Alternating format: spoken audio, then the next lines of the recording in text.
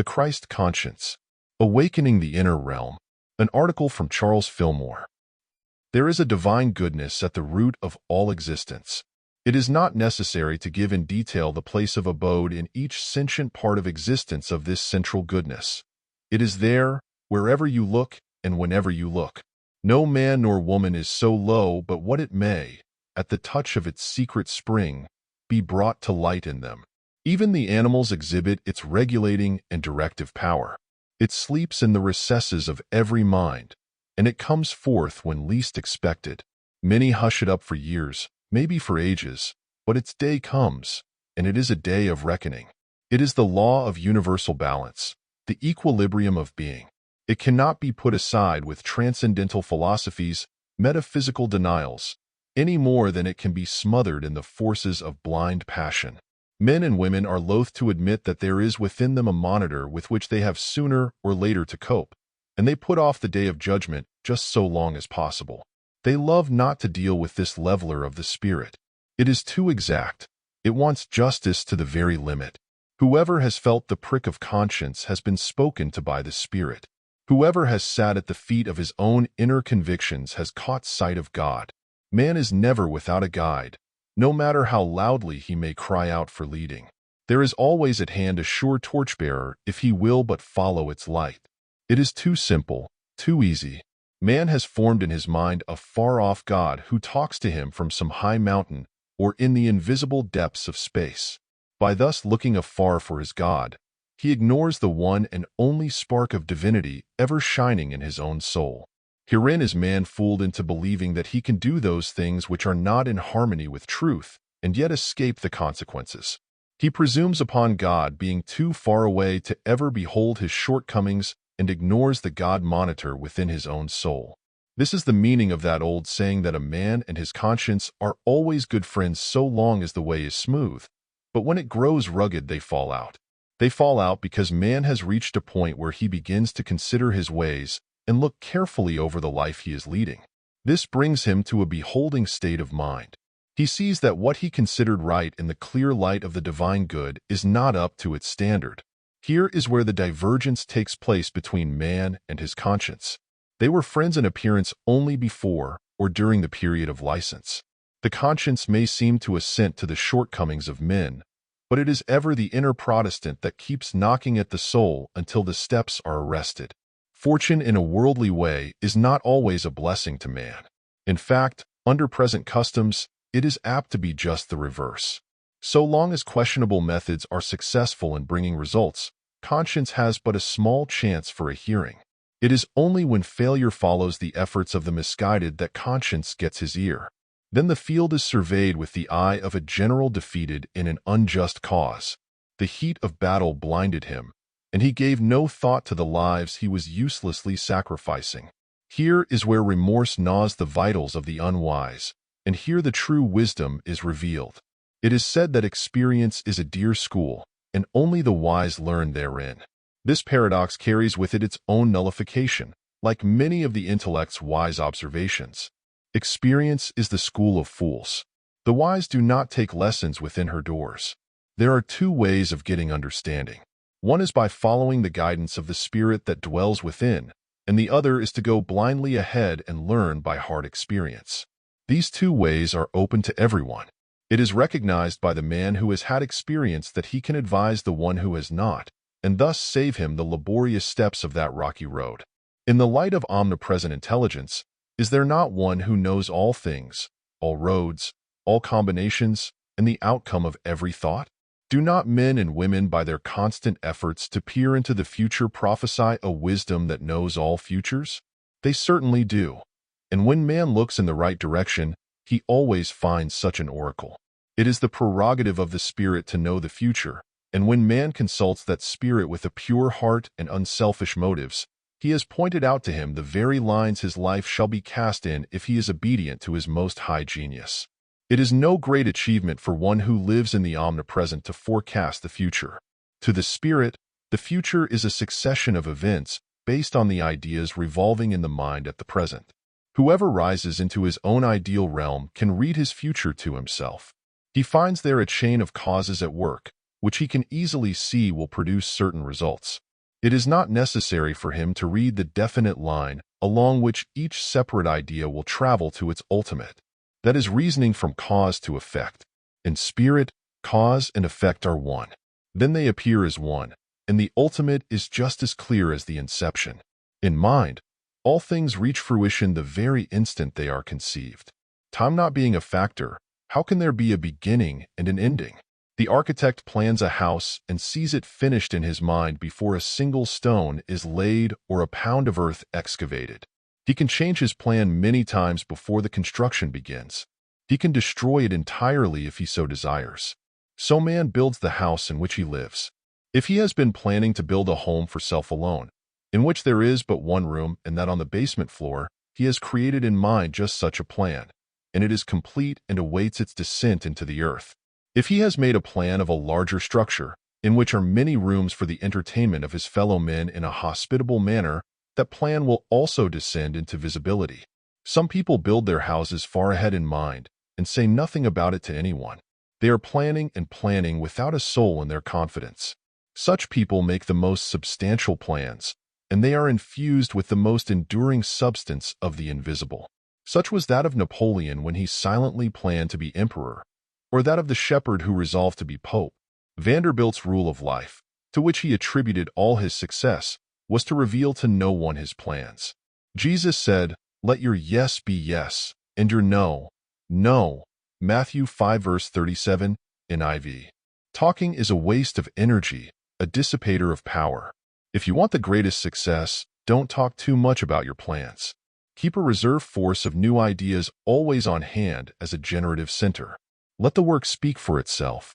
The electrician recognizes a certain universal law of action in the revolutions he gives his dynamo. The energy produced is based upon the size and texture of the dynamo and the rapidity of its motion. Mind has a law of dynamics equally as scientific. The character of an idea is the estimate of its size, and your active faith in it the rapidity of its motion. Ideas generate energy with a swiftness unparalleled in the physical dynamics. Instead of moving inanimate things, they move men and women. Instead of temporarily lighting for a few hours our streets, they light the lamps of intelligence that burn eternally. The secret of doing this successfully lies in knowing how to handle your ideas. The electrician constantly improves the efficiency of electricity by studying the machinery that generates the power. The same rule holds good in mental dynamics. Study your ideas if you want to improve the service of your body, your intelligence, and your surroundings, for from those ideas flow forth the currents that move the machinery of them all. If your ideas are based in truth and you are satisfied that they will stand the test of the most rigid justice, don't let the currents which they produce in your mind leak away on some ground wire. The world is full of people who are filled with high and mighty resolves to do good, and they are sincere, but they are connected with ground wires. You must keep your wires properly insulated, or your plant will not prove successful. For instance, you are holding an idea of health, which is generating currents in your mind that might flow out on the wires of faith and heal the world. But you have grounded the current by believing that it should pass through a pill, a magnetic hand, or the mind of someone whom you think is stronger than you are. Stop this leak and send the current straight to the mark on the wires of your own true word. You have an intuitively correct idea of the truth on every question that comes up in your mind, but you do not trust that idea. You ground its free currents by believing that some book, some person, or some church organization has sifted the truth and somehow established it before you came into existence. This fallacy makes a menial of the genius and puts out the light of the world in the souls of generation after generation of the sons of God. Spiritual ideas must have spiritual wires, or their power dissipates. So you need to watch both the ideas you hold and the words with which you set them free. If I have an ideal world in which I see things as I want them, yet think it an impossibility that that world may be realized here and now, I am dissipating the power which my ideas are generating.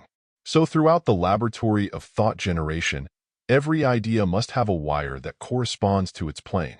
Your words, your acts, and your whole life must accord with your ideas. The realm of ideas is at the call of each one of us. It is, in fact, the source from which we draw our real sustenance.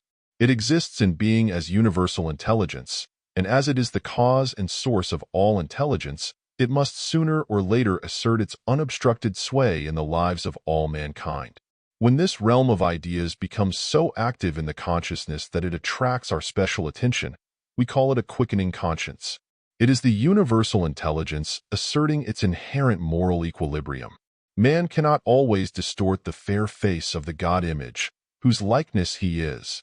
He may, for a season, wear the grotesque mask of the mountebank or the fool, but in God's own good time, he will be unmasked by that silent inner self that must be heard when its hour has come. God is not mocked, nor is the secret place of the Most High in every soul forever made a cave for thieves. When conscience cries out in your soul, "Make straight the way of the Lord," you will save time by heeding it. Let its cleansing waters of denial flow over you. Change your ideas. Be meek and lowly. Let your thoughts go up to the Spirit, Christ, and ask whether he be the one to whom your homage is due. Then acknowledge him as one whom you, in your mortal consciousness, are not able to comprehend in the majesty of his spiritual understanding. If you are of haughty, domineering, self-sufficient will, you stand as Herod, the ruler in Judea. You are married to the passions of the human soul, Herodias.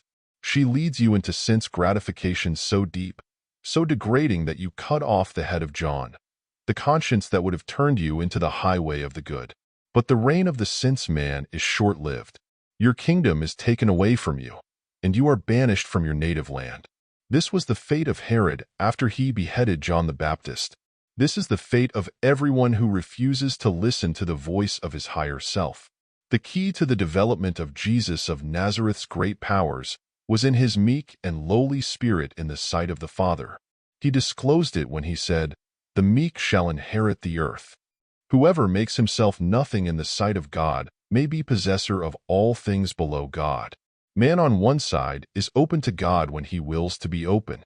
That opening is made by an attitude of absolute mental negation in the contemplation of spiritual realities. Thus, the likeness takes on the express image of the Father, and in no other way can it be done. "I am meek and lowly of heart," said the mighty Nazarene. "Not as I will, but as thou wilt," was the mental attitude he always took when communing with the Father. It was always the same spirit of love and willing obedience to the guidance of a wisdom which he knew must transcend his. Jesus did not take the universe on his shoulders by affirming his self-sufficiency. He unloaded every burden and rested in the sufficiency of the Father. "I can of mine own self do nothing. The Father within me, he doeth the works." This is the total denial of self, the giving up of all personal desires, claims, and aims. Before man can do this successfully, he must change his ideas. There must be a mental house cleaning. This baptism of water always precedes the baptism of the Spirit. One is the denial of the personal man, and the other is the affirmation of the spiritual. The command, "Deny thyself and follow me," is not broadly interpreted by the world.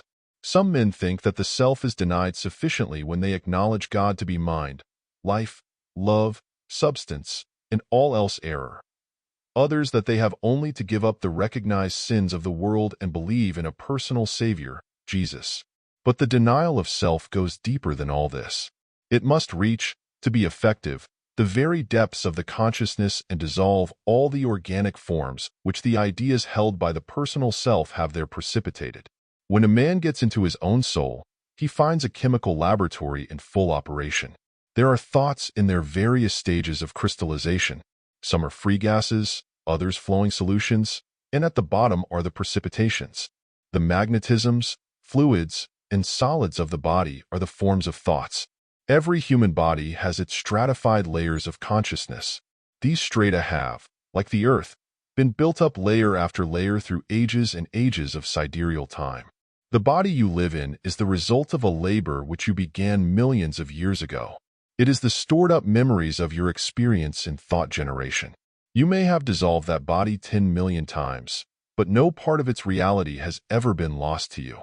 Because you have failed to energize it to the perpetuation of its form indefinitely is no argument against its being the very body you have had off and on for eons upon eons. The shape of it changes, but the mental pictures you have formed in all those ages are intact somewhere in your own private gallery. But now the clouds are clearing away from your world. The sun of righteousness is rising with healing in his beams. You are awakening to your powers and possibilities as a son of the Most High. The day of selflessness has come. That day delivers you from all burdens. You find that you do not have to bear any of the cares of existence on your shoulders. You say with Jesus, "All things are done for me of my Father." You do not breathe from yourself, but you see God breathing in and through you. You do not have life of your own, but you see the life of God living itself through all your organs. You say to your feet, your hands, and every part of your body, "You are now lived by God. You are perfect in his sight." You do not think from yourself nor of yourself. You speak the words of the Spirit rushing through your mind like a mighty wind.